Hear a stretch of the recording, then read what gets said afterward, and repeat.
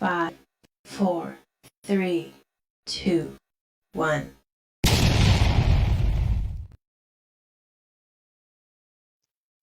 An investment in knowledge pays the best interest. Benjamin Franklin. मैं नहीं कह रही हूँ, ये बोल रहे हैं फिलोसोफर, राइटर, साइंटिस्ट और बहुत कुछ रहे बेंजामिन फ्रैंकलिन। तो मैं आपकी होस्ट शिप्रा खरे आपका लेट्स टॉक के 6th एपिसोड में वेलकम करती हूँ, स्वागत करती हूँ। आपको अभी जो मैंने कोट सुनाई उसमें ये था कि इन्वेस्टमेंट जो है इन नॉलेज में जो इन्वेस्टमेंट है वो बेस्ट इंटरेस्ट पे करता है, पर ये कैसे देता है इसके बारे में हम सोचें तो ये देखते हैं कि बहुत सी इसमें दिक्कतें आती हैं। कभी स्टूडेंट्स को अपने लेसन याद नहीं होते हैं, तो कभी ये याद नहीं होता है कि वो कैसे इसको याद रखें। कभी वो लिख नहीं पाते हैं, कभी बहुत सारी मिस्टेक्स हो जाती हैं। इसकी वजह से कभी मार्क्स नहीं आते हैं। मार्क्स नहीं आते हैं तो बच्चा थोड़ा-सा डिस्टर्ब होता है। एग्ज़ाम में जो एग्ज़ामिनी चाहे कोई सा भी एग्ज़ाम हो, उसमें उसके दिमाग में एक हलचल मची रहती है। कोई भी एग्ज़ाम होने वाला होता है, वो परेशान होने लगता है कि एग्ज़ाम फ़ीवर उसको चढ़ जाता है। 90% स्टूडेंट्स के साथ मुझे लगता है इस तरह की दिक्कतें आती हैं कि उनका परफ़ॉर्मेंस एग्ज़ाम के टाइम में अफ़ेक्ट हो जाता है। तो जब एग्ज़ाम की डेट शीट आ गई है, इस समय बहुत सारे एग्ज़ाम्स होने वाले हैं इस समय, बहुत सारे कॉम्पिटिटिव एग्ज़ाम्स भी होने वाले हैं, तो ऐसे में हमें ऐसा लगा कि हम आपकी मुलाकात एक एजुकेशनिस्ट और एग्ज़ाम एक्सपर्ट से कराएँ, जो आके आपकी बहुत सारी क्वेरीज़ के बारे में आपको बताएँ। आपकी जो समस्याएँ हैं, उनकी जो सुलझन है, वो आपको दे दें। तो आज हम जिनसे आपका तारुफ करा रहे हैं, जो हमारे साथ गेस्ट हैं, उनके साथ मैं बहुत दिनों से जुड़ी हुई हूँ और मैं जानती हूँ कि वो एक ऑसम पर्सनैलिटी हैं और 1997 से वो एजुकेशन से जुड़ी हुई हैं, मतलब पढ़ा रही हैं बच्चों को और बहुत सारे इससे जुड़ी हुई एक्टिविटीज़ में वो पार्टिसिपेट करती हैं। तो मैं ज़्यादा देर ना करते हुए वेलकम कर रही हूँ मिसेज़ रंजना खरे जी का। वो हमारे स्टेज में सामने आ जाएँ, प्लीज़। शिप्रा जी, बहुत-बहुत धन्यवाद, जो आपने मुझे इस टॉक शो में आज आमंत्रित किया है और आप इस तरह के कई भिन्न-भिन्न विषयों पर टॉक शो आयोजित करती रहती हैं, तो बहुत अच्छे होते हैं वो लेकिन सभी। बहुत-बहुत बधाई आपको।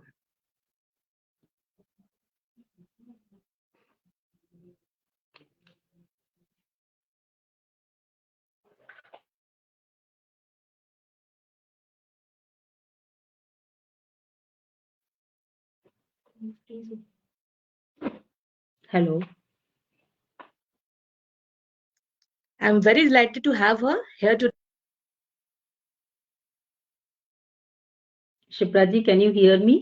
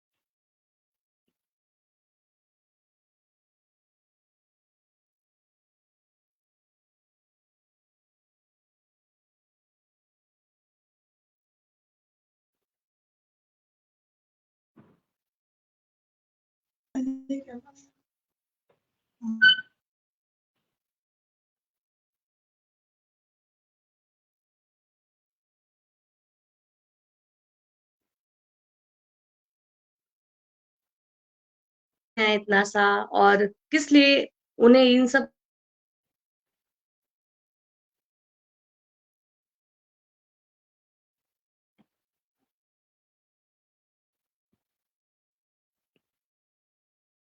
किसी तरह का कोई नेटवर्क इश्यू है जिसकी वजह से वो हमें ज्वाइन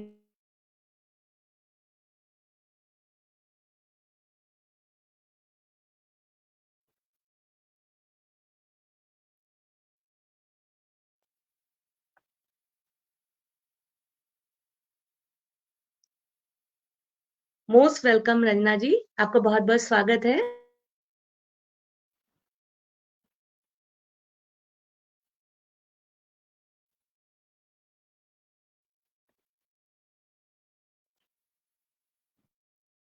आपको मेरी आवाज़ आ रही है?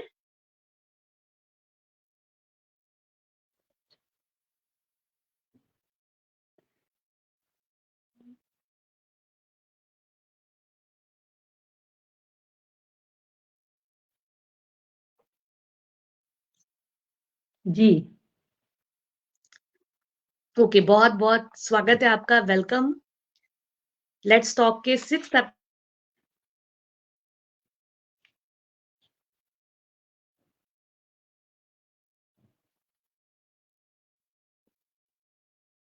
है जिसकी वजह से हम बार-बार आ रहे हैं और जा रहे हैं।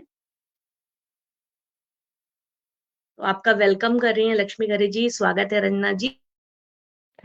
Thank you so much.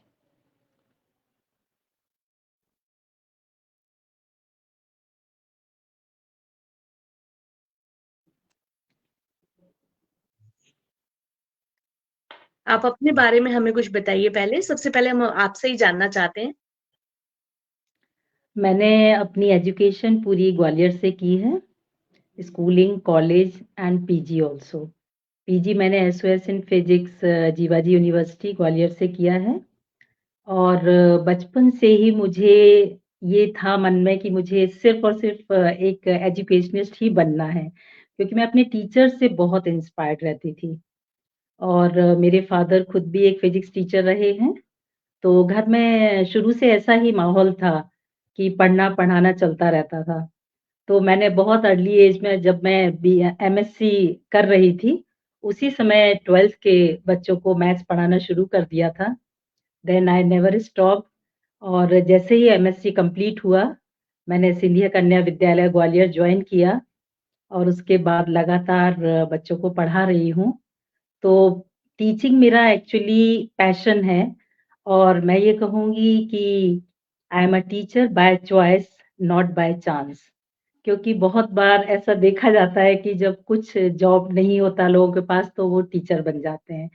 But मेरे साथ बिल्कुल अपोज़िट ही है। मुझे सेकंड थॉट कभी मेरे माइंड में आया ही नहीं। मैं सिर्फ़ और सिर्फ़ एजुकेशनिस्ट बनना चाहती थी। तो मैं आज बहुत खुश हूँ अपने प्रोफ़ेशन से और अभी तक मैं कई सारे स्टूडेंट्स को गाइड कर चुकी हूँ एंड अभी भी कर रही हूँ और आपके टॉक शो भी देखती रहती हूँ, तो आप काफ़ी भिन्न-भिन्न विषयों पर बातचीत करती रहती हैं, तो बहुत-बहुत बधाई हो आपको। Thank you so much. आपने एक बहुत अच्छी बात कही कि आपको कभी सेकंड थॉट आया नहीं, यानी आपने यही सोचा था कि आपको टीचर ही बनना है और आपकी इतनी जी, लंबी जर्नी है इसको लेकर, तो बहुत सारे आपके एक्सपीरियंसेस होंगे जिनका हम आज फ़ायदा उठाने वाले हैं। हमारे जो दर्शक हैं उसका लाभ उठाएँगे।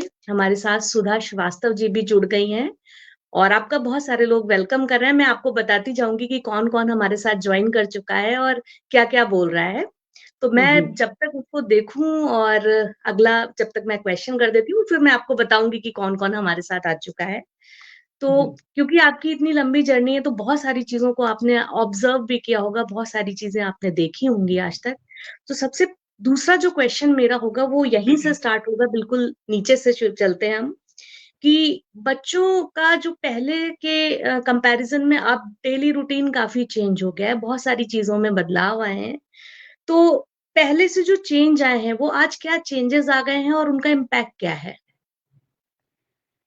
बच्चों का देखिए दिनचर्या काफ़ी अलग हो चुकी है, मतलब वो पूरा कन्वीनियंस के साथ चलना चाहते हैं, पर आज भी कुछ अगर आपको सक्सेस चाहिए लाइफ़ में, तो अभी भी आपको थोड़ा डिसिप्लिन में रहना बहुत ज़रूरी है, अगर आप अच्छी तरह से पढ़ाई करना चाहते हैं तो।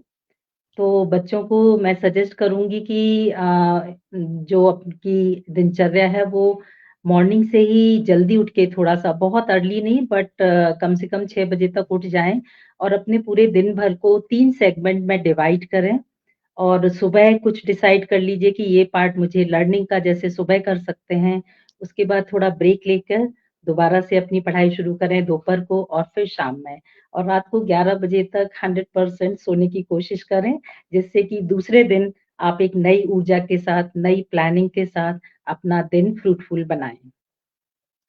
बिल्कुल, ये तो बहुत अच्छी आपने बात बताई क्योंकि पहले बहुत पहले की बात है, कहा जाता था कि सुबह 3-4 बजे उठ जाएँ सारे लोग और फिर पढ़ाई करने के लिए बैठ जाएँ और यहाँ पे तो रात ही बहुत देर से होती है बच्चों की, जी। तो सुबह वो 3-4 बजे नहीं उठ सकते हैं, तो आपने एक अच्छा मतलब उसका वो बता दिया कि वो 6 बजे उठें, 4 बजे नहीं लेकिन हाँ, उसके 2 घंटे बाद 6 बजे, 7 बजे उठ जाएँ और जी। 3 सेगमेंट्स में डिवाइड करें, तो सही बात है, उसको काफ़ी हेल्प मिलेगी उससे बच्चों को।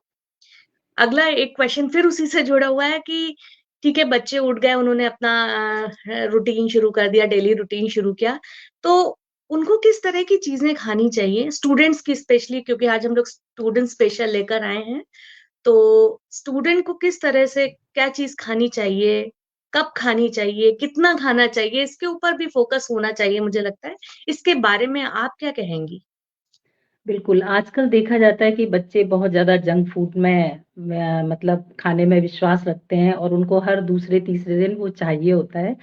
तो मैं ये कहूँगी कि अभी ड्यूरिंग एग्ज़ामिनेशन बच्चे अगर इस चीज़ पे कंट्रोल करें और मॉर्निंग में फ्रूट्स के साथ अपना शुरुआत करें, बीच में जब आपको लग रहा है आफ्टर 2-3 आवर्स की थोड़ी भूख लग रही तो कुछ जूस लें और हेल्दी खाने पर ही फ़ोकस करें। क्योंकि आप जब स्वस्थ होंगे, तभी आप अपनी दिनचर्या को पूरी तरीके से फ्रूटफुल बना पाएँगे। तो अपने आप को इन चीज़ों से दूर रखें कि आपको किसी भी मुश्किल में पड़ें। तो उसके लिए यही है कि आप हेल्दी खाना खाएँ, लंच भी अच्छा करें, भरपूर करें और बहुत ज़्यादा खाना ना खाएँ एक ही बार में। 2-3 आवर्स के बाद थोड़ा-थोड़ा खाना खाएँ, थोड़े 1-2 फ्रूट्स खाते रहें, तो आपको बहुत एनर्जी फ़ील होगी। बिल्कुल, ये भी अच्छी चीज़ बताई आपने कि बहुत ज़्यादा भरपेट ना खाएँ, थोड़ी-थोड़ी देर में मतलब टाइम इंटरवल्स पे खाते रहें, तो जिससे कि उनको एनर्जी भी मिलती रहेगी और वो एनर्जेटिक होकर अपनी चीज़ों को अच्छे से कर पाएँगे, अच्छे से पढ़ पाएँगे। अब फिर यहीं से एक दूसरी चीज़ आती है कि टाइम मैनेजमेंट जो है वो कितना ज़रूरी है, कैसे मैनेज होगा ये? देखिए, सभी के पास 24 आवर्स ही हैं, जो बच्चे बहुत 95, 98 लाते हैं, वो भी 4 आवर्स में ही काम कर रहे हैं। तो पूरा मैंने आपको शुरू में भी बताया कि अगर आप अपने दिन की शुरुआत जल्दी कर लें, तो आपको पूरा दिन, पूरी लेंथ ऑफ द डे काफ़ी अच्छी मिल जाएगी कि आप उसमें काफ़ी सारे काम कर सकते हैं। तो सबसे पहले तो आपको अपनी पढ़ाई का शेड्यूलिंग करनी होगी कि आज मुझे कौन-सा सब्जेक्ट करना है और सुबह के टाइम में मुझे क्या कंप्लीट कर लेना है, दोपहर में मैं किस पे फ़ोकस करूँ जब थोड़ा टायर्ड हो जाते हैं और इवनिंग में फिर क्या करें। तो वैरायटी ऑफ चीज़ें करें, आप ऐसा ना हो कि दिन भर लर्न ही कर रहे हैं या दिन भर राइटिंग प्रैक्टिस ही कर रहे हैं। तो आप एक-एक सब्जेक्ट का इवनिंग में डेली 2.5 घंटे टाइम से देखकर आप सैंपल पेपर्स लगाएँ तो बहुत ही ज़्यादा फ़ायदा होगा। सैंपल पेपर्स आप जितना लगाएँगे उतना ही आपका कॉन्फिडेंस लेवल बढ़ता जाएगा और एग्ज़ाम फ़ोबिया भी नहीं रहेगा। तो आपको प्लानिंग करना, शेड्यूलिंग करना बहुत ज़रूरी है कि आप किस सब्जेक्ट को कितने टाइम में ख़त्म कर रहे हैं। कोई टॉपिक ज़्यादा टाइम भी लेता है क्योंकि और कोई टॉपिक ईज़ी होता है तो बहुत जल्दी क्लियर हो जाता है। तो उस हिसाब से आप थोड़ा-सा हर सब्जेक्ट की प्लानिंग करें और उसके अकॉर्डिंग डेज़ डिवाइड कर लें कि मुझे इतने दिन में ये सब्जेक्ट खत्म कर लेना है। तो ये काफ़ी बढ़िया हेल्पफुल होगा। बिल्कुल, काफ़ी हेल्पफुल होगा और मैं अगला क्वेश्चन करने से पहले और उसके बारे में कुछ बोलने से पहले आपको बता दूँ हमारे साथ कौन-कौन जॉइन कर चुका है। हमारे साथ सत्येंद्र श्रीवास्तव जी जॉइन कर चुके हैं, सुधा श्रीवास्तव जी जॉइन कर चुकी हैं, शिखा संधान खरे जॉइन कर चुके हैं, यतीश शुक्ला जी जॉइन कर चुके हैं। सब आपका वेलकम कर रहे हैं और शुभा खरे ने भी जॉइन किया है और वो सब लोग बोल रहे हैं कि नाइस सेशन, उनको अच्छा लग रहा है ये थैंक यू सेशन सो हमारा। मच। सभी को मेरी तरफ से नमस्ते। बहुत-बहुत धन्यवाद। जी। अब अगली बात ये है कि देखिए, एक ही चीज़ तो है नहीं बच्चों की दुनिया में कि पढ़ाई हो, उनके फ्रेंड्स हैं, रिलेटिव्स हैं, टीवी है, खेलना है, कूदना है, बहुत सारी चीज़ें हैं। ये सारी चीज़ें कैसे मैनेज होंगी? क्योंकि बर्डन इतना ज़्यादा है कि इन्हें स्कूल भी जाना है, उनको पढ़ना भी है, उनको सब कुछ करना है। तो ये सब कुछ कैसे चीज़ें मैनेज होती हैं? देखिए, अभी जैसे कि बोर्ड एग्ज़ाम शुरू ही होने वाले हैं, तो मैं कहूँगी कि बच्चे अभी फ्रेंड्स, रिलेटिव्स और टीवी से थोड़ी दूरी बनाए रखें, तो इसमें कोई बुराई नहीं है। जब एग्ज़ाम हो जाए, तो आप उन लोगों से मिलिए, भरपूर मस्ती कीजिए, आइए-जाइए, पर थोड़े टाइम के लिए केवल और केवल आपको अपनी स्टडीज़ पर ही फ़ोकस करना होगा। तभी रिज़ल्ट आपका आ पाएगा, अदरवाइज़ आपकी पूरी शेड्यूलिंग नहीं होगी। आप कभी भी कुछ भी करेंगे तो उससे तो कोई रिज़ल्ट नहीं मिलेगा, बहुत डिस्टर्बेंस होगा और आपको एंड ऑफ द डे लगेगा कि मेरा दिन में कोई भी काम नहीं हो पाया है। तो जैसे मैं अपना शेड्यूल करती थी, मैं पूरा दिन का बना लेती थी कि मुझे ये करना है और आप बिलीव नहीं करेंगे कि बाय 7 ओ क्लॉक इवनिंग मेरा सारा काम खत्म हो जाता था और फिर मैं 2 घंटे मेरे पास स्पेयर होते थे, जिसमें मैं कुछ भी कर सकती हूँ, अपनी फ्रेंड्स से मिल रही हूँ, बात कर रही हूँ किसी से या फिर अपना म्यूज़िक सुन सकते हैं हम। तो इस तरह से आप अपनी प्लानिंग के बाद जो टाइम मिल रहा है, उसमें करें तो ज़्यादा अच्छा रहेगा। आप दोनों मैनेज भी कर पाएँगे, फैमिली से भी दूर नहीं रहेंगे, रिलेटिव से भी दूर नहीं रहेंगे और अपनी स्टडी जो कि आपका एकमात्र उद्देश्य है इस समय, उसको तो आपको करना ही है, तो इस तरह से आप कर सकते हैं। बिल्कुल सही कह रही हैं, उसको तो करना ही है, तो हमें ये देखना पड़ेगा कि कब-कब क्या करना जी।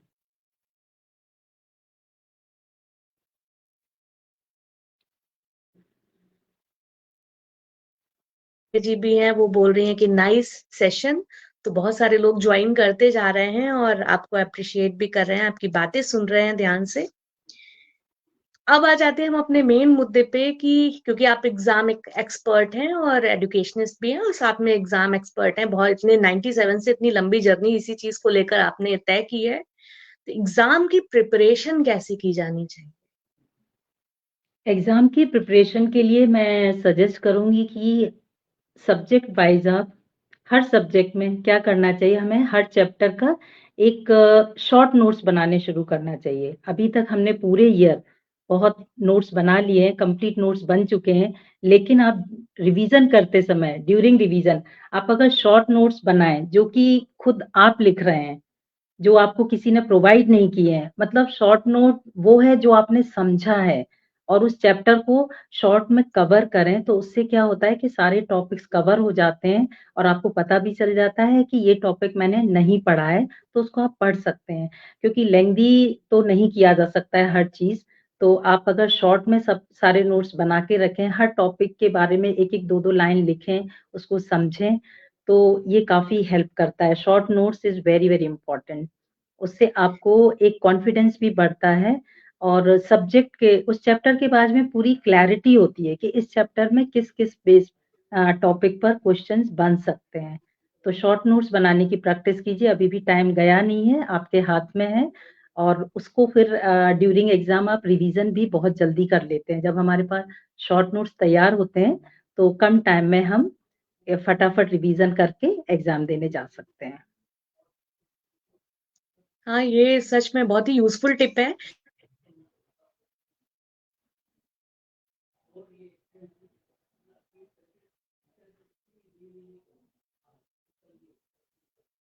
तो तो आपके जो आंसर था उसका हमारे क्वेश्चन पहले आ गया था, आपने आंसर बाद में दिया। मैंने तो पूछा ही, मेरे साथ-साथ एक क्वेश्चन जी।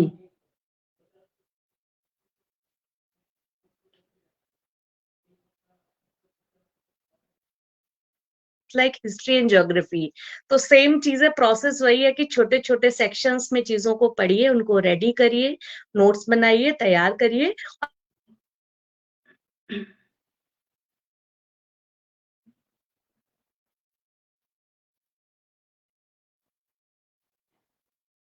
हैं और वो भी बोल रहे हैं कि नाइस। साथ में सरोज श्रीवास्तव जी भी बोल रही हैं वेरी नाइस। लक्ष्मी गरे जी बोल रही हैं बहुत उपयोगी जा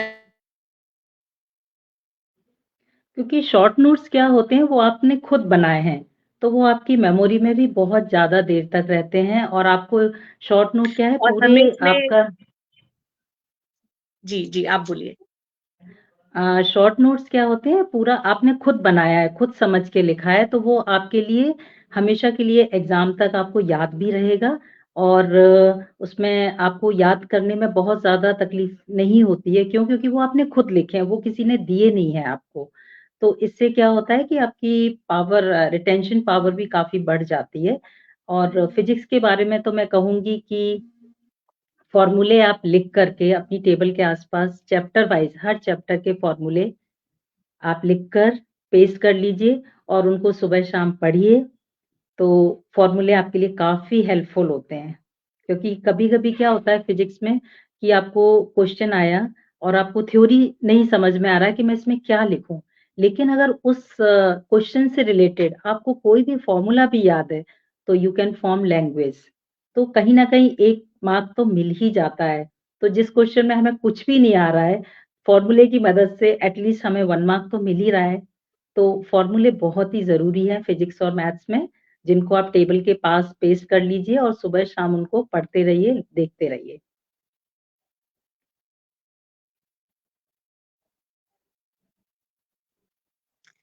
मेरे हिसाब से ये आज की बेस्ट टिप मुझे लग रही है अभी तक जितना हमारा सेशन हुआ है कि आप फॉर्मूले तैयार कर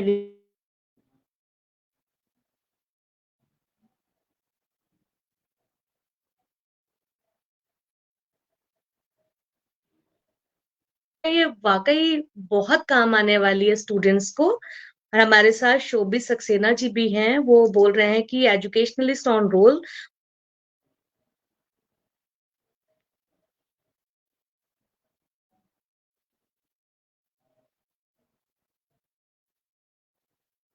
होंगे लेकिन ये जो मैसेज वो कन्वे करेंगे, ये चीज़ें जब वो अपने बच्चों को बताएँगे तो शायद बहुत अच्छे से कन्वे होगी और वो खुद भी समझेंगे और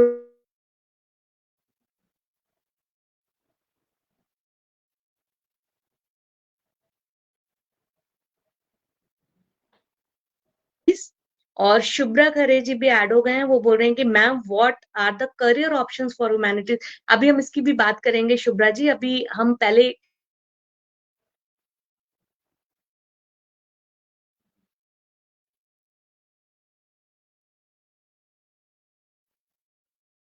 प्रिपरेशन कितने दिन पहले प्रॉपर तरीके से करें? कितने दिन पहले इसको करना चाहिए? क्योंकि पढ़ तो हम पूरे सेशन में रहे हैं। कम से कम 1.5 महीने पहले से आप प्लानिंग कर लीजिए क्योंकि 5 सब्जेक्ट्स होते हैं, जिसमें फिज़िक्स और केमिस्ट्री, मैथ्स में ज़्यादा ही टाइम डिवोट करना पड़ता है। तो उस हिसाब से आप कम से कम 1.5 महीने पहले से स्टार्ट कर दीजिए प्रिपरेशन अपनी शेड्यूलिंग कर लीजिए कि मुझे 8 डेज़ इस सब्जेक्ट को देना है, 7 डेज़ इस सब्जेक्ट को देना है और सैंपल पेपर भी बहुत जल्दी मार्केट में आ ही जाते हैं आजकल। तो आप सैंपल पेपर्स के थ्रू तैयारी कीजिए, क्योंकि सैंपल पेपर में लेटेस्ट पेपर भी होता है जो लास्ट ईयर ही किया है। तो उससे आपको काफ़ी हेल्प जो फ़ोबिया रहता है ना कि कौन-सा क्वेश्चन आएगा, मैं कर पाऊँगी, नहीं कर पाऊँगी, तो वो सब आपके डाउट क्लियर हो जाते हैं। तो आई वुड सजेस्ट कि एटलीस्ट 5 सैंपल पेपर्स टाइम देखकर करें। उससे क्या होगा आपको जो एग्ज़ामिनेशन में टाइम मैनेजमेंट है वो भी समझ में आ जाएगा कि आपका कोई क्वेश्चन छूट नहीं पाएगा क्योंकि 2.5 घंटे में आपको खत्म कर लेना है और हाफ एन आवर आप रखेंगे जो क्वेश्चन्स आपको नहीं आ रहे हैं, उनको सोचकर कुछ ना कुछ उनके बारे में भी लिखने के लिए हाफ एन आवर लगेगा। तो 2.5 घंटे में आप प्रैक्टिस करिए और सैंपल पेपर्स के थ्रू तैयारी करेंगे तो हर सब्जेक्ट में तो बहुत बेनिफिट होता है मतलब मार्क्स ओरिएंटेड होता है ये, मार्क्स बहुत अच्छे आ जाएँगे। बिल्कुल और मार्क्स तो हमको लाने ही हैं, तो इस ये स्कोरिंग कर के लिए तो हमें ये सारी चीज़ें फ़ॉलो यस, करनी ही चाहिए कि सैंपल पेपर्स हम करें और मुझे लगता है कि अगर हम 5 साल के सैंपल पेपर्स चाहे वो कोई सा भी एग्ज़ाम हो, ये मुझे लगता है कोई ये सा भी। फ़ॉर्मूला चाहे वो आपके ये स्कूल, कॉलेज के एग्ज़ाम्स हों या कॉम्पिटिटिव हो, कोई भी हो, मुझे लगता है ये फ़ॉर्मूला सब पे काम करता है कि अगर आप सैंपल पेपर्स कर रहे करते हैं, तो आप लगभग सारे टॉपिक्स को कवर भी कर लेते हैं। और एक एग्ज़ैक्टली। डेफिनिट टाइम के अंदर जिस जो एग्जाम हॉल के अंदर हमें मिलता है, उस डेफिनिट टाइम के अंदर भी आप उसको करने की आदत डाल लेते हैं, तो वो हुँ, टाइम मैनेजमेंट भी अपने आप सीख जाते हैं। तो बहुत यूज़फुल टिप है ये कि सैंपल पेपर ज़रूर करें, तो जो भी स्टूडेंट्स या स्टूडेंट्स के पेरेंट्स सुन रहे हैं, वो इन चीज़ों को ज़रूर फॉलो करवाएँ अपने बच्चों को। अगला क्वेश्चन मेरा ये है कि ये ठीक है, अब एग्ज़ाम है, हमें पढ़ना है या प्रिपरेशन हम कर रहे हैं या पढ़ाई हम नहीं भी एग्ज़ाम है तो भी कर रहे हैं, तो इसमें ब्रेक की क्या इम्पोर्टेंस है? ब्रेक कितना लेना चाहिए? कितनी देर का ले ले सकते हैं या नहीं लेते हैं, बहुत से लोग रेगुलर पढ़ते चले जाते हैं 4-4 6-6 घंटे, तो ब्रेक का क्या इम्पोर्टेंस होता है? नहीं देखिए पढ़ाई अपनी जगह इम्पोर्टेंट है, करना चाहिए, फ़ोकस के साथ ही करना है। बट आई थिंक कि आफ्टर 3 आवर्स आपको ब्रेक बच्चों को ब्रेक लेना ही चाहिए। उससे क्या होता है एक बर्डन टाइप जो फ़ील होता है माइंड में या कहते हैं कि सिर्फ़ और सिर्फ़ पढ़ाई के बारे में सोच रहे हैं, तो कहीं न कहीं मेंटल प्रेशर बढ़ता जाता है। तो वो रिड्यूस करने के लिए बच्चों को थोड़ा-थोड़ा 10 मिनट्स, 15 मिनट्स का बीच में ब्रेक लेना चाहिए। अपने रूम से बाहर आएँ, अपने पेरेंट्स के साथ बैठें, कुछ खाएँ-पिएँ, कुछ हल्की-फुल्की बातें करें और पेरेंट्स का भी बनता है ये कर्तव्य कि वो बच्चों के थोड़ा मनपसंद चीज़ें उनको बना के बीच-बीच में खिलाते रहें, तो उनको बोरिंग फ़ील नहीं होगा और वो break 10 minutes, 15 minutes break important है। जिससे पूरे दिन में उसको ये भी लगेगा कि मेरी पढ़ाई भी हो गई और एक बर्डन फ्री पढ़ाई हो गई क्योंकि बर्डन लेके पढ़ने से कभी-कभी ऐसा भी हो जाता है कि बच्चे इतनी ज़्यादा पढ़ाई कर लेते हैं कि जब एग्ज़ाम देने जाते हैं, तो उस समय तक उनकी मतलब कंडीशन मेंटल कंडीशन ऐसी हो जाती है कि वो कुछ कर ही नहीं पाते हैं। तो हमें कहीं न कहीं संतुलन बनाए रखना है। आप एकदम पढ़ाई में भी नहीं चले जाइए पूरी तरीके से, थोड़ा-सा सोशल भी रहिए एटलीस्ट अपने घर में तो ये आपको पूरा मतलब एक रिलैक्सेशन के साथ पेपर भी दे पाएँगे आप और जाने से पहले आपको डर नहीं लगेगा। अदरवाइज़ आप अगर पूरे समय सिर्फ़ और सिर्फ़ पढ़ाई सोच रहे हैं, तो वो भी ठीक नहीं है। हाँ, ये तो बहुत ही अच्छी चीज़ है कि जो आपने कहा कि 10 मिनट्स का ब्रेक ले लीजिए और उसी में अगर वो खाने-पीने की चीज़ें उनके पेरेंट्स उनको प्रोवाइड करा दें, वो खा लें वहाँ पर, तो एक तो वो बीच में जो आपने कहा था एक थोड़े-थोड़े इंटरवल के बाद खाना है, तो वो 2 वो भी चीज़ें पूरा एक हो टाइम जाएगा। में हाँ, टाइम मैनेजमेंट भी हो रहा है मतलब वहाँ पे हमारा समय बच रहा है, बच्चा ब्रेक भी ले रहा है, वहाँ पे उसको एनर्जी भी मिल जा रही है और हुँ। फिर वो आराम से फ्रेश होकर उसका माइंड फ्रेश हो जाए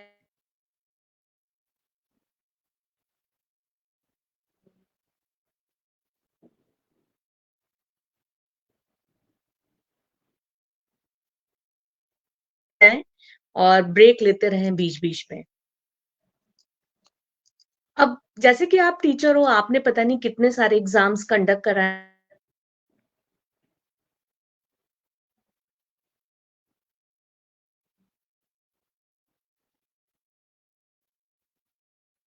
टीचर का क्या होता है पेपर सेट करने का? पेपर बोर्ड का एग्ज़ाम हो या लोकल एग्ज़ाम हो, पेपर हमेशा ऐसा सेट होता है कि उसको बिलो एवरेज बच्चा भी कर पाए, वो पास हो जाए मतलब और मीडियोकर भी बहुत अच्छे से उसको अटेम्प्ट कर पाए। पर हमेशा 10% पेपर ऐसा होता है जो कि ब्रिलियंट बच्चे ही अटेम्प्ट कर पाएँ, मतलब जिसने बहुत थॉरो स्टडी किया है, पूरा सब्जेक्ट अच्छे से पढ़ा है, कोई भी टॉपिक को छोड़ा नहीं है। तो 10% पेपर ऐसे भी होता है, जिसमें कि वही बच्चे अटेम्प्ट कर पाते हैं, अदरवाइज़ कोई डिफरेंस नहीं रहेगा, बच्चों को लगेगा कि पेपर का कोई लेवल ही नहीं था। तो पेपर का लेवल 3 में डिवाइड होता है, जो बिलो एवरेज भी कर सकते हैं, मीडियोकर तो कर ही लेते हैं और कुछ ऐसा होता है, कुछ परसेंटेज 10 आई सेड जो कि बहुत अच्छे बच्चे ही कर पाते हैं। तो इस तरीके से माइंडसेट करके ही पूरा पेपर बनाया जाता है, जो सभी लोग कर पाएँ। पेपर कभी भी ऐसा नहीं होता है कि यही तो कुछ ही सही बच्चे है, अटेम्प्ट कर पा रहे हैं और बाकी बच्चे मैं क्यों उसको चली देख जाऊँगी? भी नहीं पा रहे हैं, ऐसा कभी नहीं होता तो है। फिर वहाँ से तो मुझे नहीं जाना चाहिए ना? नहीं, बिल्कुल ये भी सही बोल रहे हैं आप कि पेपर जो है टीचर का इस तरह से टीचर सेट करता है कि उसको हर स्टूडेंट कर सके। मतलब एट लीस्ट पास तो सब बच्चे हो जाएँ, ऐसा कुछ रहता है माइंडसेट। तो जी, इतना ज़्यादा इसलिए घबराने की ज़रूरत नहीं होती है, स्टूडेंट को नहीं, आराम से जो भी वो पढ़ रहे हैं उसको आराम से पढ़ें, जितना वो पढ़ पा रहे हैं उसको बहुत अच्छे से पढ़ें, कि ये ना हो कि वो मतलब घबराहट में चीज़ों को ही भूल जाएँ कि उन्हें कैसे करना है। तो टीचर का माइंडसेट ये होता है कि उनके सारे स्टूडेंट्स जो हैं वो नेक्स्ट क्लास में चले जाएँ, है ना? ऐसा जी, कुछ आप बता रही हैं। Yes, yes. तो वो हम कोई चाहते भी हैं टीचर 100% रिज़ल्ट रहे, कोई भी डिटेल ना 100% हो, रिजल्ट है। 100% रिज़ल्ट रहे। बिल्कुल, तो साथ में दीप्ति बाथम जी बोल रही हैं, "it is so useful trick, thank you ma'am." तो बहुत सारी चीज़ें आपकी बहुत पसंद आ रही हैं सबको। तो ब्रेक की बात हो गई हमारी और पेपर कैसे सेट होता है, किस तरह से टीचर सेट करता है। तो पेरेंट्स अपने बच्चों को ये समझाएँ, यहाँ पर मैं ये कहूँगी कि पेरेंट्स अपने बच्चों को समझाएँ कि उन्हें घबराना नहीं है, टीचर खुद चाहता है कि आप पास हो जाओ। तो बस यस, आप अपना हाँ, आप करिए, आप जो पढ़ रहे हैं उसको 100% है, पढ़िए। आप अपना कूल हम होके पढ़ाई करें। बिल्कुल, आप अपना कूल होकर पढ़ाई करिए, जो भी आपको प्रोवाइड कराया गया है स्टडी मटेरियल उसको तैयार करिए और घबराइए बिल्कुल नहीं क्योंकि आप अगले क्लास में डेफ़िनेटली जाने वाले हैं। जाएँगे ही तो जाएँगे 100%। बिल्कुल जाएँगे ही जी। जाएँगे। हाँ, अच्छा, ये तो ठीक है लेकिन कुछ ऐसे भी बच्चे होते हैं ना आपने कहा कि टीचर का माइंडसेट होता है कि वो चाहता है कि सभी तरह के स्टूडेंट्स जो हैं वो उस एग्ज़ाम को क्वालीफाई कर जाएँ, पढ़ के मतलब अगली क्लास में पहुँच जाएँ एग्ज़ाम देके। लेकिन कुछ ऐसे बच्चे होते हैं जिनको याद ही नहीं होता है। बहुत से ऐसे हुँ। बच्चे होते हैं, मेरा भी वास्ता पड़ा है, कुछ ऐसे स्टूडेंट्स हैं जिनको याद नहीं होता है, उनको बहुत डिफ़िकल्टी होती है। वो एक चीज़ याद करते हैं, दूसरी भूल जाते हैं तुरंत ही अगली चीज़ पे पहुँचते ही। तो इनके लिए क्या टिप्स आप देंगे? इसके लिए सबसे यूज़फुल टिप है जो कि इनको एक्चुअली काम आएगी, कि जो भी बच्चे लर्न कर रहे हैं, वो कितना भी जो भी चैप्टर कर रहे हैं, जो उनका पसंद का चैप्टर हो, जो भी कर रहे हैं, उसको राइटिंग प्रैक्टिस ज़रूर करें। अगर वो उसी चीज़ को लिख कर भी देख रहे हैं, तो वो आज जो चीज़ उन्होंने की है, वो उनको एग्ज़ाम में भी वो बिना रिवीज़न के भी लिख पाएँगे यहाँ तक कि। तो जो भी कर रहे हैं, वो सिर्फ़ लर्निंग वर्क ऐसे याद ओरल ना करते रहें, हर एक चीज़ को लिख कर देखना बहुत ज़रूरी है, उससे उनकी ये प्रॉब्लम एकदम खत्म हो जाएगी। ये 100% सॉल्यूशन है, ये मैंने खुद भी अपनाया है, तो मैंने ये खुद से लर्न किया है एक्चुअली और जब से मैंने ये करना शुरू किया तो फिर मैं हमेशा फर्स्ट और 100% मार्क्स आना शुरू हो गए और पहले मैं ये सोचती थी कि मैंने लर्न कर लिया है, मैं लिख दूँगी, लेकिन ऐसा होता नहीं है। ये सिर्फ़ बच्चा सोचता है कि लर्न करने से ही बस मैं लिख दूँगा, पर एक्चुअली जब उसको लिखने के लिए कहा जाता है, तो वो कॉपी नहीं लिख पाता है। तो इसके लिए उनको राइटिंग प्रैक्टिस बहुत ज़रूरी है। जितनी ज़्यादा राइटिंग प्रैक्टिस करेंगे, उतना ही उनको रिटेंशन पावर बढ़ेगी उनकी और राइटिंग प्रैक्टिस का एक और फ़ायदा बता दूँ कि एग्ज़ाम में आपको स्पीड देता है वो। स्पीड आप अभी से बना के रखेंगे, तो आप एग्ज़ाम में भी अपने पेपर को जल्दी से जल्दी कवर करेंगे, जल्दी से जल्दी लिखेंगे और बचे हुए टाइम में जो क्वेश्चन्स नहीं आ रहे हैं क्योंकि कुछ क्वेश्चन्स ऐसे होते हैं, जिनमें कि सोचना ही पड़ता है। तो आप उसके लिए भी टाइम निकाल के रख सकते हैं, कुछ बचा सकते हैं। तो इसलिए writing practice is the only solution और उस पे वर्क करना हर बच्चे को वर्क करना चाहिए। हाँ, बिल्कुल, बहुत अच्छा और यूज़फुल टिप है ये कि राइटिंग मतलब करके देखना ही है उनको, क्योंकि उसमें होता भी है कि आपका ब्रेन भी कुछ इस तरह से काम करता है कि वो लिखी हुई जी, मतलब जो वो देखता है, वो ज़्यादा याद रखता है। जी, तो अगर आप देखने वाली लिख-लिख चीज़। कर हाँ, लिख कर अगर आप उसको कर रहे हैं, तो डेफ़िनेटली आपका माइंड उसको जो है, वो अपनी मेमोरी में सेव करके रखेगा। आपको चीज़ें वैसे नहीं याद आ रही होंगी, लेकिन शायद आप आँख बंद करें हल्का-सा, तो आपको वो लिखी हुई अपनी कॉपी में ही नज़र आ जाए। और आप वापस एग्ज़ाम हॉल में उसको कर पाएँ। लिख सकते हैं। जी, तो हमारे साथ और भी कुछ लोग आ गए हैं, हम उनके बारे में भी बात कर लें क्योंकि हमारे लिए वो लोग भी इम्पोर्टेंट हैं, जो अपना टाइम निकाल कर हमको यहाँ आकर सुनते हैं, हमारी बातों को सुनते हैं और अपना इतना कीमती समय हमें दे देते हैं। हमारे साथ अनुभूति कपिल जी हैं, बोल रहे हैं ग्रेट सजेशंस। शुचि खरे हैं, वो भी बोल रही हैं कि ग्रेट। सत्येंद्र कुमार श्रीवास्तव जी हैं, वो बोल रहे हैं, बहुत ही अच्छा, बच्चों को मोटिवेट करने के लिए अच्छा प्रयास, परीक्षा का डर ही होता है। ऐसे वीडियो से बच्चों के मन में प्रेशर खत्म होता है। आपका बहुत-बहुत धन्यवाद। और साथ में संगीता भटनागर जी भी आ गए हैं, वो भी एप्रिशिएट कर रहे हैं। शोभित सक्सेना जी बोल रहे हैं, do you find new education policy will be a game changer for the education system in India? चलिए इनका क्वेश्चन ले लीजिए कि नई एजुकेशन जो पॉलिसी आ गई है, उससे क्या चेंजेस आने वाले हैं? उसमें क्या कुछ ऐसा बहुत भारी बदलाव आ जाएगा?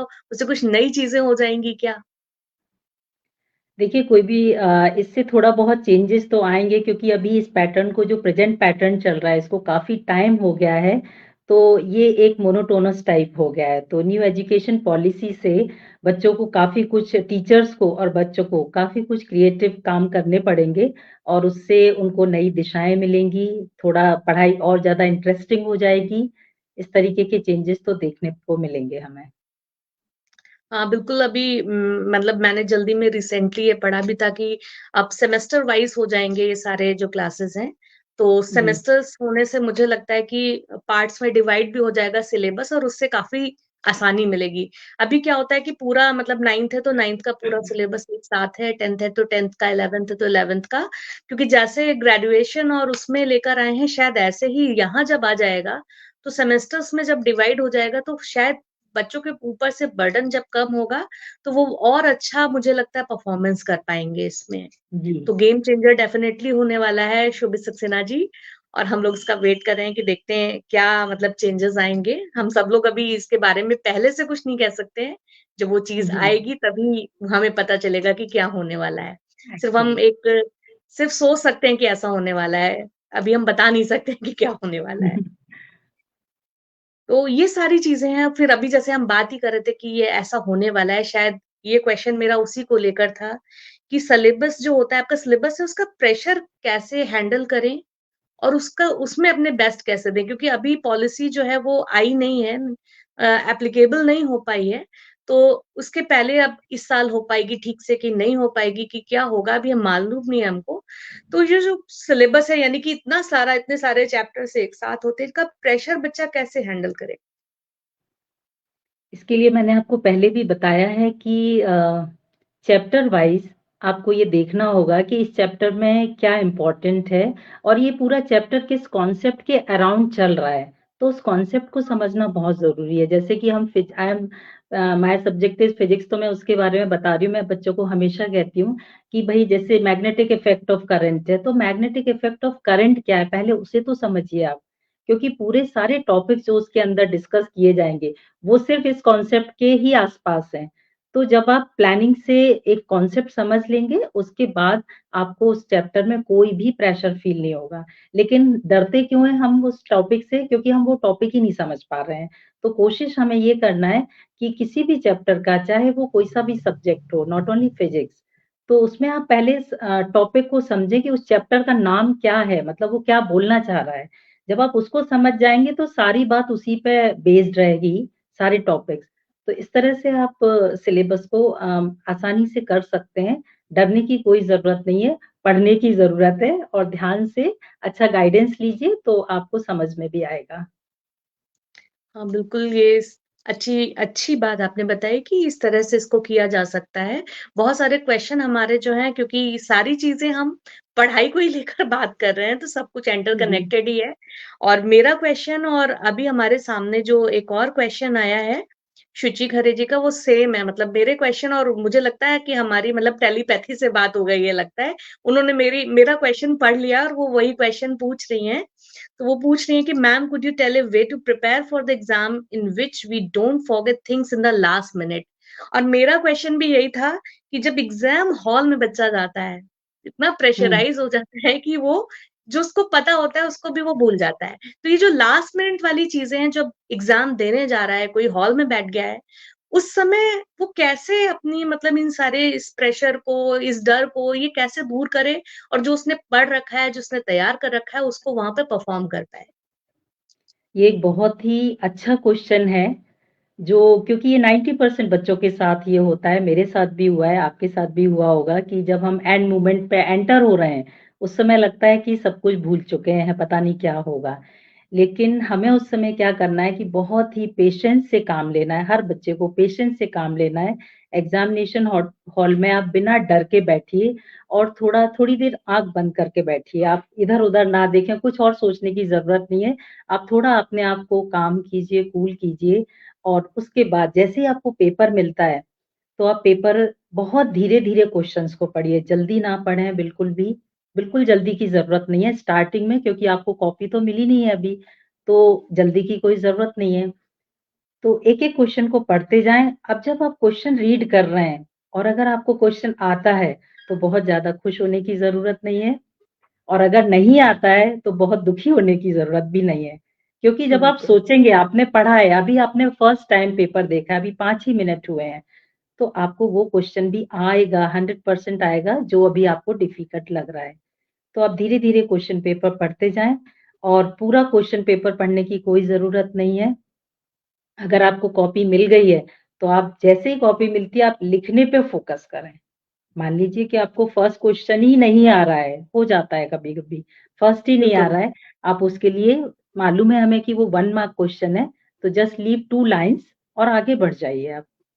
इसी तरीके से आप क्वेश्चन्स को आगे-आगे अटेम्प्ट करते जाइए और सीक्वेंस में अटेम्प्ट करें। क्या होगा अगर आप सीक्वेंस में अटेम्प्ट करेंगे, तो ड्यूरिंग रिवीजन आपको पता रहेगा कि आपका कौन-सा क्वेश्चन छूट गया है। तो आप उसको देख सकते हैं। तो आप एक सीक्वेंस में क्वेश्चन को करते जाइए और अपनी स्पीड को मेंटेन रखिए। आपको स्टार्टिंग में बिल्कुल भी स्लो राइटिंग की ज़रूरत नहीं है और चूँकि मैंने बताया कि आप पहले ही इतनी राइटिंग प्रैक्टिस कर चुके होंगे ड्यूरिंग रिवीजन, पेपर की प्रिपरेशन के दौरान, कि आपको एग्ज़ाम में वैसे ही लिखने की प्रैक्टिस रहेगी। तो बस आप ये कीजिए कि जितने जल्दी से जल्दी क्वेश्चन्स को अटेम्प्ट कर लें, जो आ रहे हैं। उसके बाद हम उन पे फ़ोकस करेंगे, जो नहीं आ रहे हैं। तो अगर आप इस स्ट्रैटेजी के साथ पेपर करना शुरू करते हैं, तो आप देखेंगे आपकी घबराहट एकदम बदल जाएगी, खत्म हो जाएगी और आप कूल होके धीरे-धीरे जो क्वेश्चन नहीं आ रहे हैं, उनको भी आप देखेंगे कि अटेम्प्ट करने लगेंगे। तो बस यही करना है आपको, कूल रहिए एग्ज़ाम में और भगवान का नाम लेके पेपर की शुरुआत कीजिए।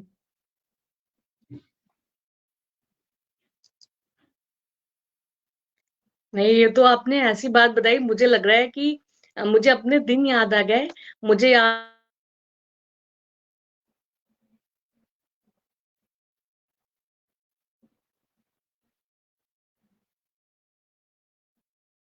थे इसी वजह से, और एक 4 मार्क का क्वेश्चन छूट गया था मेरा, क्योंकि मैंने जी। सीक्वेंस में किए नहीं थे। मुझे लगा कि मैं तो सब कर चुकी हूँ, और जब मैं घर आई तो मुझे वो डाँट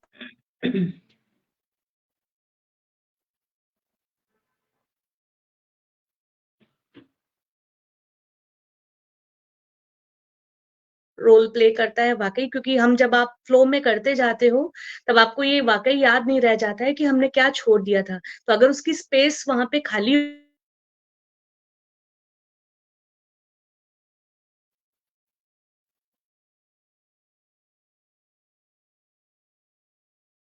हम आने वाला है सारे स्टूडेंट्स के, और इससे मतलब उनको वो हेल्प मिलने वाली है ना, जो जिसका वो ध्यान नहीं रखते। उन्हें लगता है कि आ रहा है, कर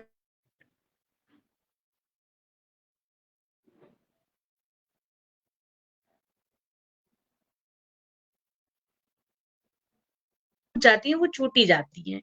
और अगर ऐसी जी, जगह खाली रहेगी तो उनको रहेगा एक माइंड में कि हाँ, मुझे ये भी करना था अभी, उसको उसके पास वापस जाना है अभी। जी। तो बहुत अच्छा और यूज़फुल टिप है आपका, वाक़ई आप मुझे उस समय मिले होते तो मेरे वो 8 नंबर कहीं नहीं जाने वाले थे, वो मुझे मिल जाते। तो अगला अगला जो पे मुझे लग रहा है आज मेरी वाक़ई टेलीपैथी चल रही है, क्योंकि जो भी क्वेश्चन्स आ रहे हैं ना, वो और मेरे क्वेश्चन सेम है बिल्कुल। सेम है। आशीष श्रीवास्तव जी, डॉक्टर आशीष श्रीवास्तव क्वेश्चन कर रहे हैं, बोल रहे हैं कि very insightful session. I believe the key challenge in today's case are distraction because of mobile devices. Any या tips to overcome this challenge? और सेम क्वेश्चन मेरा भी था कि आजकल जब से ये हमारा कोविड का पीरियड गया है, उसके बाद सबके हाथ में मोबाइल है, क्योंकि उस टाइम में ऐसा हुआ था कि सब ऑनलाइन क्लासेस घर में शुरू हो गई थी, और सारे बच्चों को मोबाइल देना ही था, क्योंकि उनको क्लासेस तो करनी ही थी, पढ़ाई तो करनी ही थी। लेकिन अब वो उसके हैबिचुअल हो गए, उनको आदत हो गई है फ़ोन हाथ में लेने की। तो ये इससे इस चैलेंज से कैसे ओवरकम करें? कैसे बाहर निकलें? इससे कैसे निजात पाई जाए?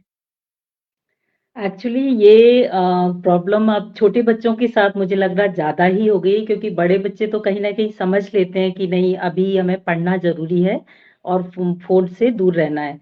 बट जो छोटे बच्चे हैं लाइक मिडल क्लास वाले हैं, उनके साथ मैं डेली ये प्रॉब्लम फेस करती हूँ और उनको बताती रहती हूँ कि बेटा आपको दूर ही रहना है। पर जो और छोटे बच्चे हैं 4th, 5th 3rd, 4th वाले होते हैं, उनके लिए ये है कि पेरेंट्स को मेहनत करनी पड़े क्योंकि बच्चे तो नासमझ हैं, बच्चों को तो आदत पड़ गई है, अब उनको वो चाहिए या फिर वो कभी रोना-धोना शुरू कर देते हैं। लेकिन पेरेंट्स को क्या करना पड़ेगा, कुछ क्रिएटिव चीज़ें उनके साथ करनी पड़ेंगी, उनके साथ टाइम बिताना पड़ेगा, ऐसा कि वो उन्हें डाइवर्ट कर सकें और मोबाइल से वो कहीं न कहीं मतलब पेरेंट्स की बहुत ज़िम्मेदारी है कि वही दूर कर सकते हैं उनको। अगर हम ये कहें कि बेटा मोबाइल मत छुइए, तो ऐसा नहीं होगा, वो और ज़्यादा मोबाइल देखेंगे। तो पेरेंट्स को उनको डाइवर्ट करने के लिए कुछ नई चीज़ें करनी पड़ेंगी। उनको जो भी उनके बच्चों के पसंद का है, वो एक्टिविटीज़ वो करवाएँ, उनके साथ बैठें, थोड़ा टाइम डिवोट करें आशीष जी, तो मुझे लगता है आपकी प्रॉब्लम ज़रूर सॉल्व होगी। बिल्कुल, आप बिल्कुल सही बोल रहे हैं और डेफ़िनेटली ये वाला जो चीज़ है वही काम आने वाला है, क्योंकि हमारे कहने से वो सिर्फ़ मानने वाले नहीं हैं, उनको करके दिखाना पड़ेगा और खुद भी जी, उनके साथ करना पड़ेगा। क्योंकि बड़े बच्चे तो शायद इस चीज़ को समझ जाते हैं, जब वो सिंसियर खुद ही हो जाते हैं, उनको भी लगता है कि हाँ, ये हमारा टाइम है और इसमें हमें देना है और इतनी सारी चीज़ें उनको दी भी जाती हैं स्कूल में, प्रोजेक्ट्स होते हैं, बहुत सारा होमवर्क रहता है, बहुत सारी चीज़ें होती हैं। तो वो तो अपना चीज़ें तब भी मैनेज कर लेते हैं, लेकिन छोटे बच्चे उनको ऐसे बोलकर समझाना तो शायद पॉसिबल ही नहीं है। तो उनके पॉसिबल लिए नहीं है, वो नहीं बिल्कुल समझेंगे, वो पॉसिबल बच्चे नहीं ही है हैं। और हमें खुद करना पड़ेगा, उनके साथ-साथ हमें भी जी, करना पड़ेगा, टाइम देना पड़ेगा उनको और एक बार वो सीख जाएँगे उस चीज़ को फिर वो समझेंगे कि हाँ, ये चीज़ ज़्यादा अच्छी लग रही है उससे जो हम पहले करते थे। तो बस यहाँ तक जी, उनको लेकर जाना है, उसके बाद वो भी वही करने लगेंगे जो आप करवाना जी, चाहते हो। तो बिल्कुल बहुत अच्छा सजेशन है ये भी आपका कि हम उनको टाइम दें, हम उनके साथ लगे रहें, हम उनके साथ खेलें, हम उनको एक्टिविटीज़ करवाएँ जिससे कि वो उस तरफ डाइवर्ट हो जाएँ मोबाइल की जी। जगह। तो एक और क्वेश्चन आ गया हमारे साथ डॉली श्रीवास्तव जी हैं और वो उनका क्वेश्चन है, is it better to attend the paper section wise और इन अ स्ट्रेट सीक्वेंस? अभी आपने स्ट्रेट सीक्वेंस की बात की थी, तो वो बोल रहे हैं कि सेक्शन वाइज़ मतलब उसको लें? देखिए मैं अभी भी मैं सीक्वेंस की तरफ ज़्यादा जाऊँगी क्योंकि देखिए फर्स्ट क्वेश्चन जो फर्स्ट 10 क्वेश्चन्स होते हैं वो एमसीक्यूज़ होते हैं। तो उसको छोड़ने की ज़रूरत नहीं है। एक सिस्टमैटिक वे में जब हम कोई भी काम करते हैं, तो उसका रिज़ल्ट अच्छा ही होता है। तो वो ज़्यादा टाइम लेने वाला है नहीं एमसीक्यू और नहीं भी आ रहा है तो जस्ट 1 लाइन छोड़नी है उसके लिए और उसके बाद आप सेकंड 2 मार्क्स वाले क्वेश्चन्स पे आने ही वाले हैं। तो इस तरह से ही आगे बढ़ें 2 मार्क्स, 3 मार्क्स देन 4 मार्क्स का भी आता है 12th में क्वेश्चन और फिर 5 मार्क्स। कई बच्चे उल्टा भी करना शुरू कर देते हैं। तो वो उनका वो जो मैनेज कर सकता है वो ठीक है, बट ओवरऑल अगर मैं बताऊँ तो सीक्वेंस से चलने में फ़ायदा ज़्यादा है। क्योंकि बच्चे को कहीं न कहीं एक्चुअली 5 मार्क्स वाला क्वेश्चन 2 मार्क्स से कनेक्टेड मिल जाता है या एमसीक्यू कनेक्टेड मिल जाता है, तो sequence is always better to बिल्कुल, फॉलो। आपका सजेशन मैं ऐसे भी समझ सकती हूँ और डॉली जी आप भी इसको समझिए कि सपोज़ स्ट्रेस है मतलब जीने हैं और अब उनको चढ़े और 1-1 2-2 करके ऊपर कूदते-फांदते जाएँगे, तो कभी हम गिर भी सकते हैं। तो जी, वो हम गिरे ना उसकी जगह हम आराम से एक-एक स्टेप लेकर आगे जाएँगे, तो हम आराम से ऊपर पहुँच जाएँगे और कोई दिक्कत भी नहीं होगी। कोई तो दिक्कत आपका नहीं ये होगी। सजेशन भी ठीक लग रहा है मुझे कि सीक्वेंस से जाएँ क्योंकि मैंने खुद इसको फेस किया है। मैंने खुद जबकि मुझे आता हुआ क्वेश्चन्स भी मैं छोड़ के इसलिए आ गई थी क्योंकि मैं वहाँ तक वापस पहुँच नहीं पाई और मेरे दिमाग में ये बात आ गई थी कि मैंने इसको कर लिया है क्योंकि पढ़ा और मुझे हुँ, आता था। और जब मैं आगे गई तो दिमाग वहाँ से हट गया और मुझे लगा मैं तो कर चुकी हूँ। तो जी। ये शायद बिल्कुल सही तरीका है कि सीक्वेंस से जाएँ। अगर स्पेस छोड़ देंगे और जब आप पेजेज़ को टर्न करेंगे तो फिर आपको दिख जाएगा कि अपने हाँ, आप आपको यहाँ दिखाई देगा तो हाँ, आप कि ये याद जगह रखनी छूटी, लिखिए। यहाँ पे करना है और अगर आप वो जगह नहीं छोड़ोगे और अगर आप आगे बढ़ गए, तो वो चीज़ रह जाती है। तो जी, मैंने खुद भी फेस किया है, तो मैं इसको मानती हूँ कि आपका ये सजेशन वाक़ई यूज़फुल रहेगा, सारे स्टूडेंट्स के लिए जो भी और देखिए ज़्यादातर पेरेंट्स ही हमारे साथ आज जुड़े हुए हैं और ये सारी चीज़ शायद वो बहुत बढ़िया कन्वे करेंगे। बच्चे शायद इस सेशन को इस तरह से ना देखते हों या ना देख पाएँ, लेकिन पेरेंट्स जब बताएँगे अपने स बच्चों को, तो वो शायद बहुत अच्छे से इसको कन्वे करेंगे, अच्छे से समझा पाएँगे और बच्चे भी शायद बहुत अच्छे से इसको समझेंगे।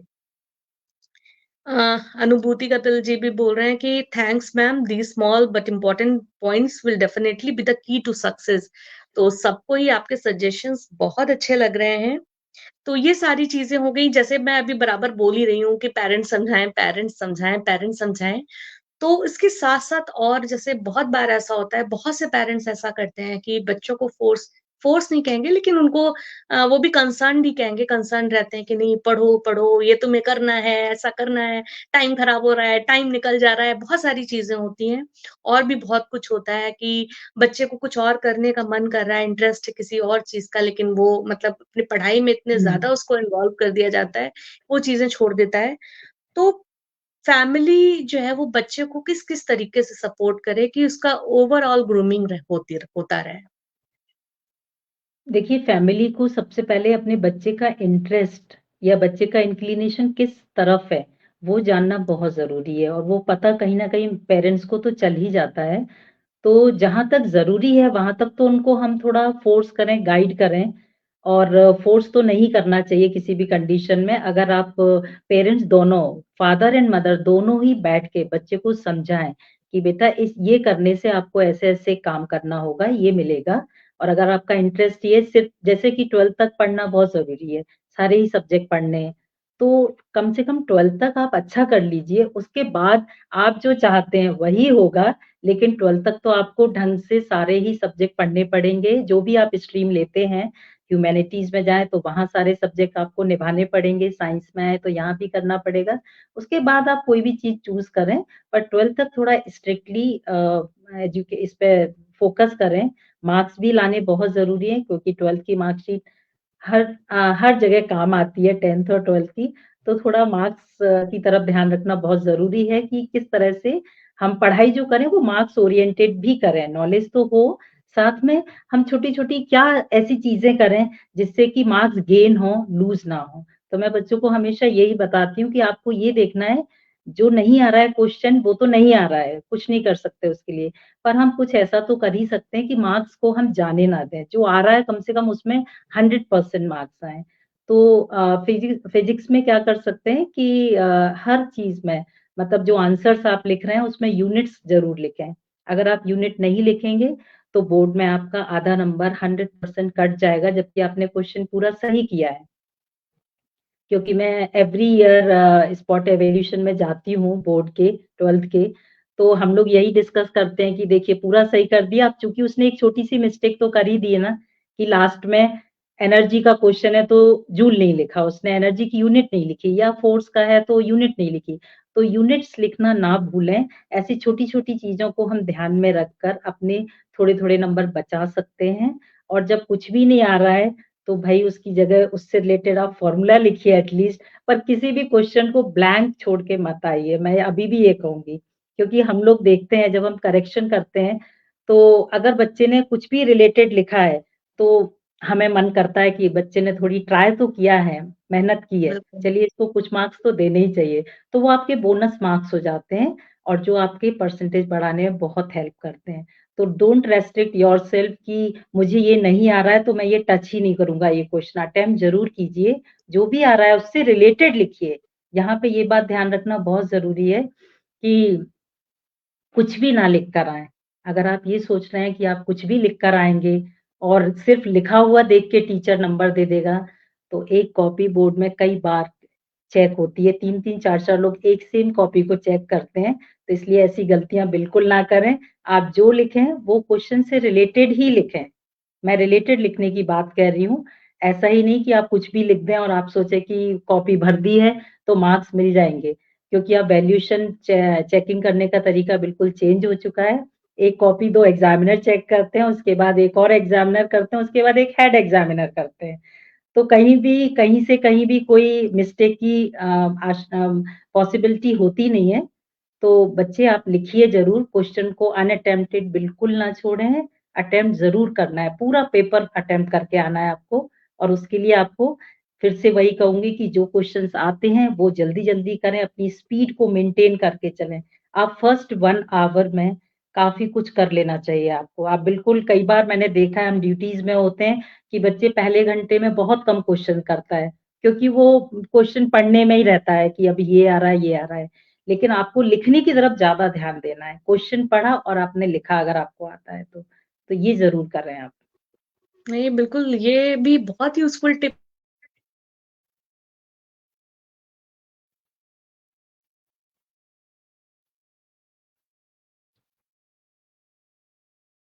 अच्छे से तैयार कर लें। तो आप अगर वो नहीं काम आएगा तो आप वहाँ पे लिखते हैं, कई बार माइंडसेट कुछ और होता है एग्ज़ामिनर का करेक्शन करते वक़्त। यस, तो अगर आप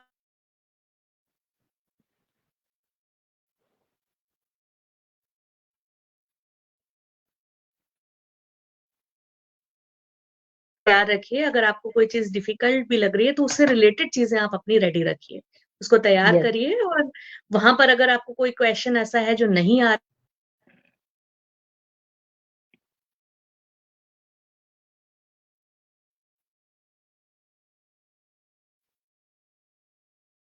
पेरेंट्स जरूर अपने बच्चों को ये बात बताएं कि वो ऐसा करें, कोई भी क्वेश्चन ब्लैंक छोड़कर ना आए, और कुछ भी ना लिखने की जगह उसकी जगह रिलेटेड चीज लिख दें उसमें।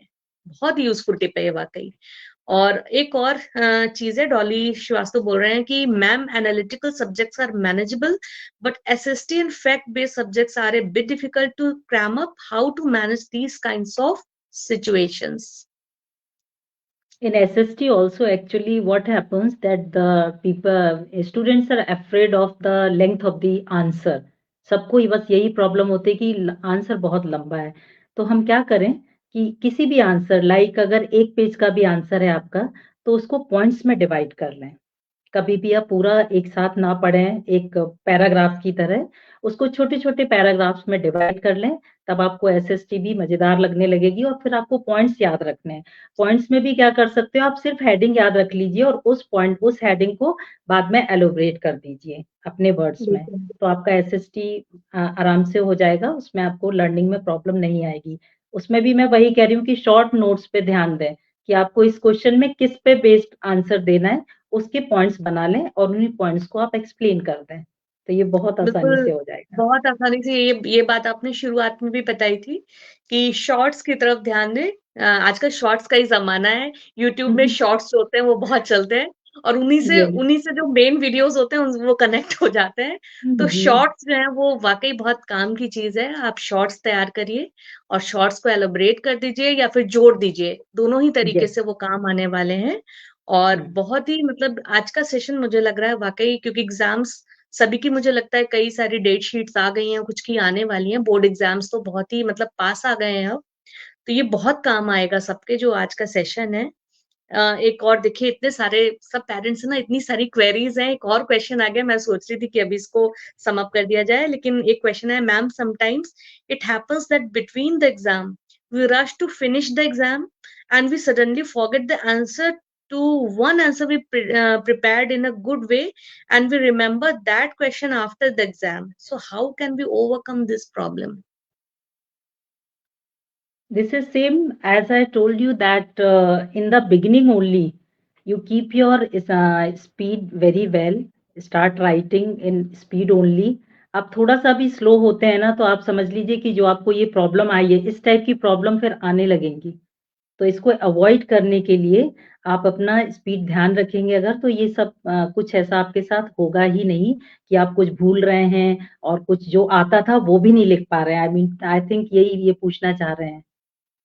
ये शुचि खरे पूछ रहे हैं, उनकी मैं जानती हूँ, उनकी एक बड़ी प्यारी सी बेटी है, और हुँ, उसके ही ये सारे सवाल हो रहे होंगे। वो क्योंकि एक ब्रिलियंट स्टूडेंट जब होता है ना, तो उसको पता रहता है कि हाँ, मुझे ये भी आता है, ये भी आता है, ये भी आता ये है। भी है। और वो उनके साथ ये गलतियां बहुत होती हैं, जी, जी। उनके साथ ये दिक्कतें आती हैं। जिनको सब कुछ आता है उनके साथ ये प्रॉब्लम्स उनके आती हैं। साथ वो उनके साथ ये शायद ज़्यादा प्रॉब्लम आती है कि शायद वो कुछ ना कुछ हाँ, लिख वो कर भूल जाते हैं, भूल जाते छोड़ हैं। तो देते वो हैं। बच्चे की मम्मी को ये बड़ी वही वो क्वेश्चन वहीं से निकल कर आया है कि ऐसा मतलब अभी क्यों होता अभी है, ये क्यों? किस क्लास की बात हो रही है? शुचि जी की बेटी किस सिक्स क्लास में है? सिक्स क्लास की बच्ची है, सिक्स क्लास में है। शांभवी नाम है, शांभवी सिक्स में है। ओके, मैं शांभवी को यही कहूँगी कि वो थोड़ा-सा पेशेंस के साथ क्वेश्चन करें, आंसर्स लिखें और शुचि जी को ये कहूँगी कि अगर अभी बच्ची 6th क्लास में है, नहीं भी कर रही है, कुछ छोड़कर भी आ रही है, तो अभी उतना चिंता करने की ज़रूरत नहीं है। Since the child is brilliant, तो वो आगे जाके ये चीज़ समझ जाएगी कि मैं क्या कर रही थी, क्या नहीं कर रही थी। तो अभी इस स्टेज पे इतनी चिंता करने की ज़रूरत नहीं है, उसको एन्जॉय करने दें, आप भी एन्जॉय करें और थोड़ा उसको प्यार से ही समझाएँ कि बेटा पेशेंस के साथ आप क्वेश्चंस करोगे तो आपको सब कुछ याद रहेगा, सब कुछ आप लिख भी पाओगे। कुछ गड़बड़ नहीं होगी। हाँ, इसमें एक और स्टूडेंट साथ में है, सुयश। सुयश का भी क्वेश्चन यही था, उसका आंसर आपने ऑलरेडी दिया है कि जो थ्योरेटिकल सब्जेक्ट्स होते हैं, हिस्ट्री है, इस तरह के जो भी, हुँ, उनको कैसे प्रिपेयर करें। तो आपने बताया सेक्शंस में डिवाइड करिए, शॉर्ट्स तैयार करिए और उनको फिर बाद में या तो ऐड कर दीजिए या एलैबोरेट कर यस, दीजिए। तो सुयश का क्वेश्चन का भी आंसर इस पूरे सेशन में आ गया है।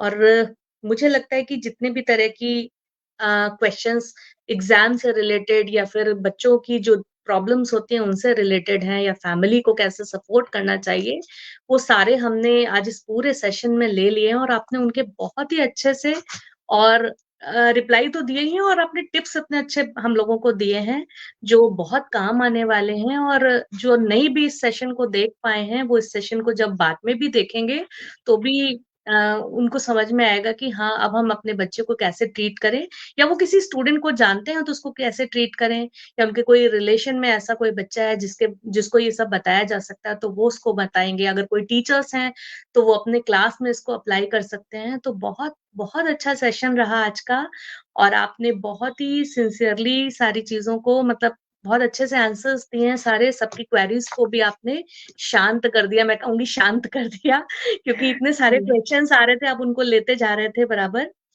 लक्ष्मी खरे जी बोल रही हैं, ये आप सही कह रही हैं रंजना, आपने बहुत अच्छे से मतलब उसको वो किया और बहुत ही हेल्पफुल सेशन है ये सबके लिए।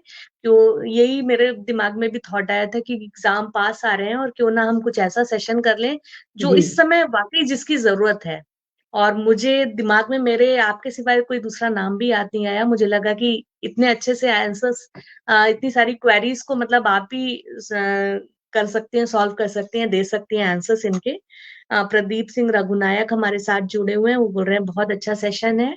तो बहुत सारे लोग हमारे साथ जुड़े, हो सकता है मैं कुछ कमेंट्स ना देख पा रही हूँ या फिर मैं कुछ लोगों को ना देख पाई हूँ क्योंकि मैं भी आपसे बातचीत कर रही थी, हो सकता है कुछ जी, कमेंट्स ऊपर-नीचे चले गए हों। लेकिन जो भी हमारे साथ इस पूरे सेशन में रहे, उनका बहुत-बहुत धन्यवाद है। Thank you so very much आप सब लोगों ने अपना इतना सारा टाइम दिया इस सेशन को, इस यूज़फुल सेशन को सुनने के लिए और हमारी आज की गेस्ट रंजना जी से बात करने के लिए क्योंकि उनका ज़रिया मैं ही बनी क्योंकि मैं ही आपके क्वेश्चन्स उनसे कर रही थी अपने साथ-साथ। तो thank you so very much, thank you so much Ranjana Khare ma'am, आप हमारे साथ जुड़े रहे और शुरुआत में कुछ थोड़ी-सी नेटवर्क की प्रॉब्लम रही लेकिन कोई बात नहीं है, वो 2-3-4 मिनट का सेशन निकाल कर इस पूरे सेशन को बहुत अच्छे से देखा जाएगा। हम इसको यूट्यूब पे भी अपलोड करेंगे और आपको भी लिंक प्रोवाइड करा देंगे। जी। Thank you so very much. Let's talk के 6th एपिसोड में आपने बिल्कुल रॉक किया है। Thank you Ranjana ma'am. Thank you so good much night. for inviting me. This is such a wonderful session. Thank you so thank you much. Thank you so very much. Good night everyone. आप सभी को शुभ रात्रि। हम मिलेंगे अगले इतवार को, अगले रविवार को एक नए गेस्ट के साथ लेट्स टॉक के 7th एपिसोड में। Thank you so very much.